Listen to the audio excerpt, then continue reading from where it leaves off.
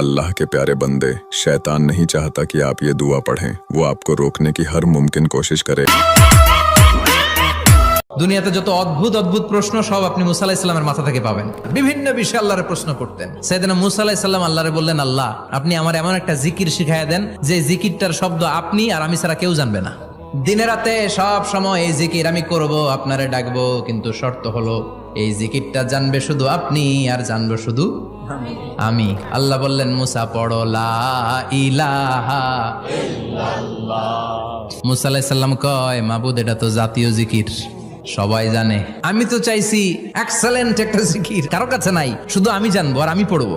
আল্লাহ বললেন, মুসা এই লা ইলাহাকে যদি এক পাল্লায় রেখে দাও, তাম বিশ্ব, 7 আকাশ 7 জমিনটারে তুলে যদি তুমি আরেক পাল্লায় রেখে দাও, লা রাজাহাত কাফাতু লা ইলাহা ইল্লাল্লাহ, মুহূর্তের মধ্যে লা ইলাহার পাল্লা ভারী হয়ে যাবে।